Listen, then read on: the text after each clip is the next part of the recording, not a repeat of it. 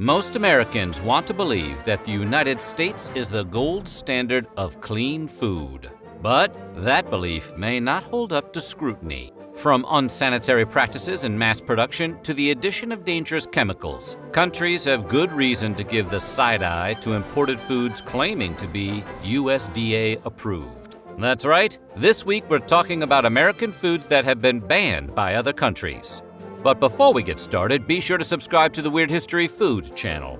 Then leave a comment and tell us what other world food facts you would like to know more about. Now let's see how wrong the rest of the world really is. Since the dawn of Skittles, there have been rumors about the dangers of eating them. Every one of us heard at least one classmate claim that the red ones make you sterile, and the yellow ones, they give you cancer. Turns out, it might be worse than that. First of all, your classmate wasn't wrong. The dyes known as Yellow 5 and Yellow 6 have been linked to hives and hyperactivity in children. Sweden and Norway have banned the candies out of concern. The European Union will most likely be banning Skittles at the end of the year, having already swapped out some of the dye for more natural flavors.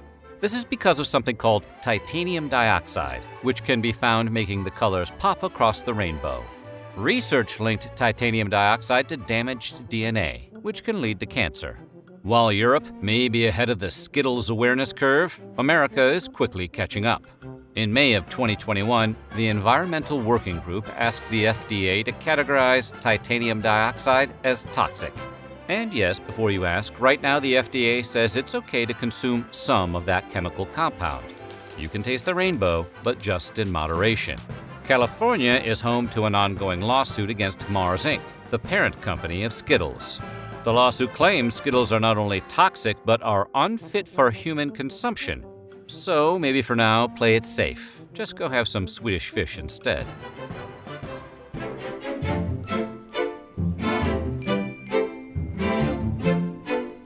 Ever looked at a piece of crusty French baguette, be it in cartoon or in real life, but let's be honest, it was probably in the hands of Pepe Le Pew, and think, I can't make a sandwich with that? As great as we talk about the invention of sliced bread, a lot of European countries have actually banned much of what you'd find on America's wide grocer shelves. That's because we make a lot of our bread not just with grain, but with a variety snap packs worth of additives. Like azodicarbonamide, for example, which helps bleach flour and strengthen dough. Fun fact about azodicarbonamide, it's also used in a spectrum of industrial products, including yoga mats. Downward dogs. The European Union is really against the idea of its citizens eating yoga mat material and has banned their use in food products.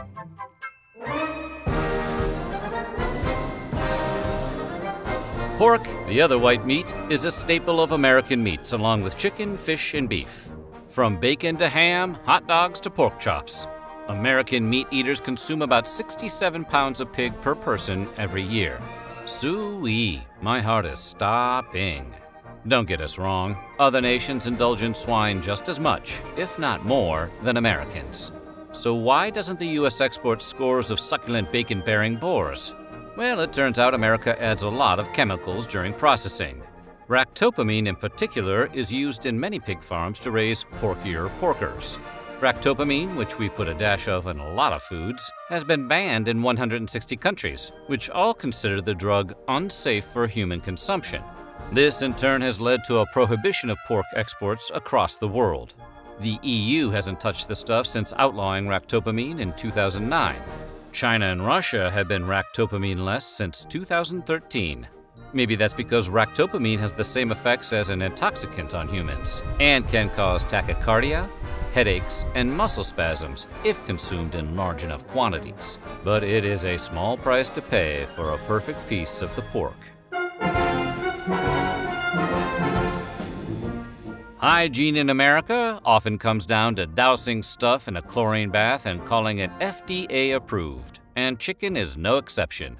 Pathogen reduction treatments, or PRTs, refer to the use of different chemicals to destroy harmful microbes on raw meat. Somewhere along the line, American food regulators decided a quick chlorine shock was the best way to kill salmonella and other bacteria on uncooked poultry. Chlorine marinade. And look, it's not that the EU is against taking a long gulp from the public pool now and then. In fact, the risks posed by chlorine consumption are relatively low. The bigger concern is that the chlorine baths are just an eye-burning band-aid on a larger problem, the tip of the beak, so to speak. They're worried that the PRTs are insufficient to deal with more than just the normal bacteria and don't get at a potential contamination from things like low-quality feed to unsanitary coops on farms. The EU called the chlorine rinse an easy fix, arguing no chemical rinse will ever remove all bacteria from meat heavily contaminated as a result of poor hygiene. That hurts extra to hear it from the French.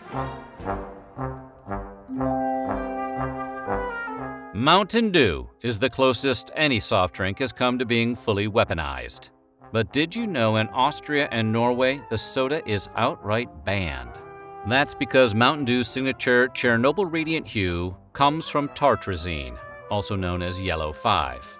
And if your ADHD hasn't kicked in yet, you'll remember that color and number from the Skittles section earlier.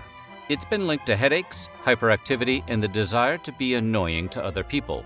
Ironically, the qualities that make Mountain Dew a soda non gratis in other countries is exactly what the brand promotes: a frenetic, over-caffeinated lifestyle. Do the dew. Baja Blast. Woo-hoo. And while you might be able to find Mountain Dew in Europe, it's going to hit a little different. That's because Europe spent exactly 2 years in the 90s riding the dew before discontinuing it. What is being sold as Mountain Dew in the EU has a recipe closer to the original carbonated beverage, as created by Tennessee beverage bottlers Barney and Ollie Hartman in the 1940s. The original Mountain Dew was meant as a whiskey mixer, with the name coming from the affectionate Scottish term for moonshine. It'll tickle your innards, is what the old ads used to read. No lies detected here. Yahoo! Mountain Dew!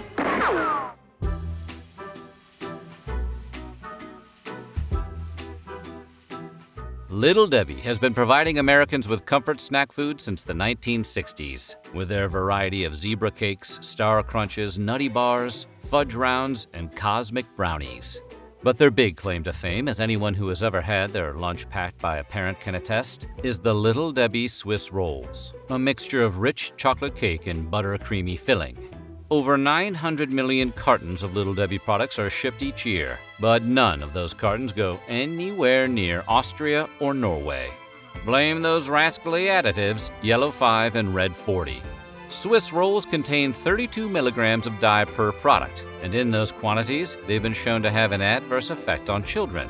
And we're not just talking about causing hyperactivity, although one study found that cutting all artificial food coloring from diets may be 1/2 as effective as prescribing kids Ritalin. And while we can't prove there's a direct connection between artificial food coloring and cancer, they do cause damage to white blood cells, causing them to mutate after only 3 hours. Exposure to these dyes could cause tumor cells to multiply way more rapidly. For that reason, researchers say a high chronic intake of food colorings throughout the entire life is not advisable. If only they weren't so delicious. Surprisingly, you can buy Little Debbie's Swiss rolls in the EU, but they come with warning labels advising parents of the potential dangers to kids. You know, like cigarettes.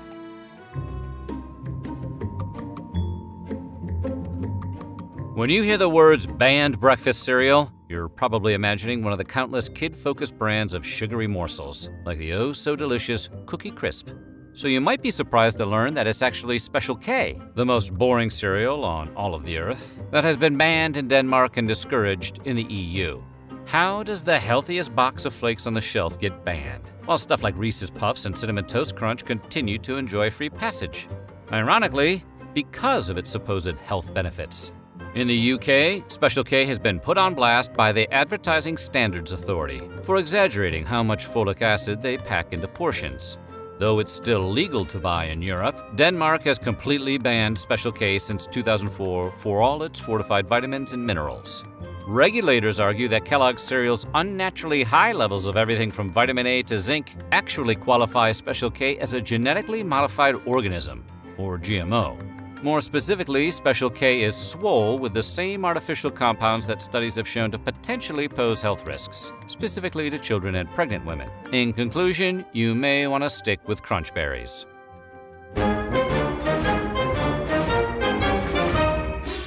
You don't need to take a transcontinental flight to visit countries that have banned American foods.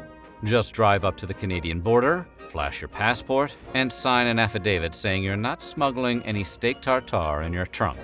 Today, consuming raw meat has fallen out of fashion in the US, much like other foods like veal and pâté, which don't make you sick but might make you sad.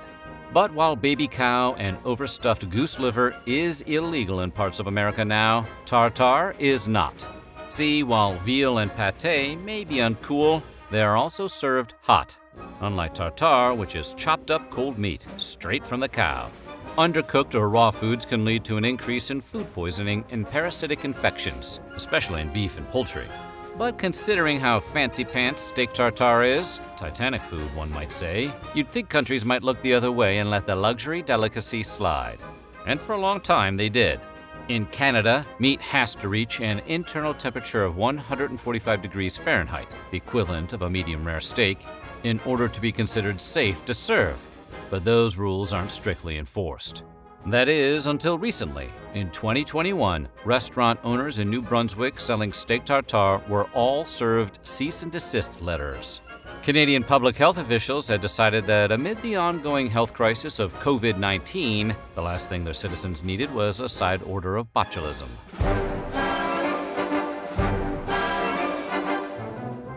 Is there anything more American than Coca-Cola? The fizz, the flavor, the former secret ingredient, cocaine. Coke is basically apple pie in beverage form. And it's not just Americans who are cuckoo for Coke.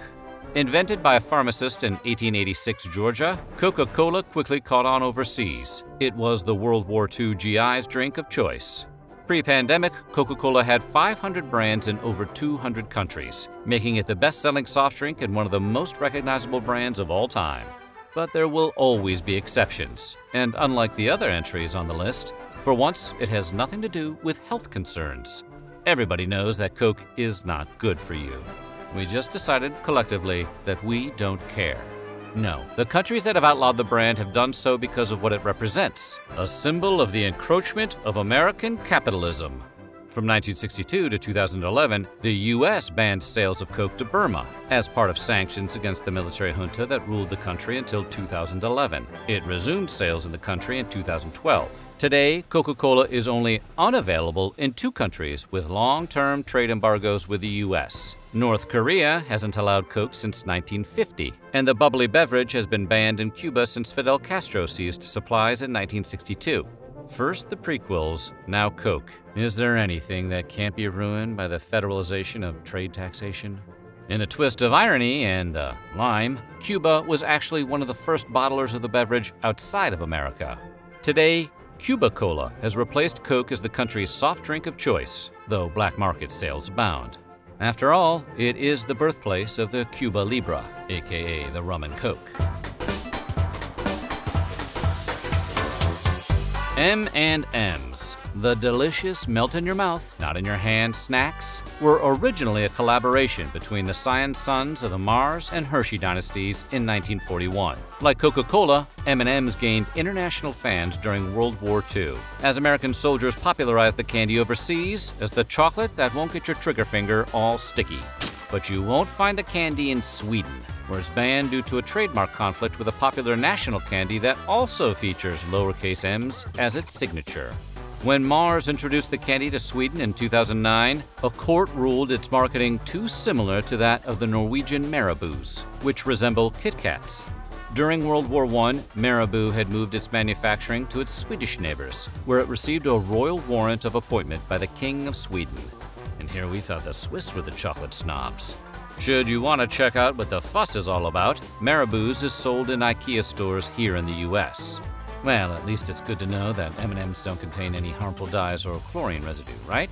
That's a pretty important victory for hard-shelled chocolate.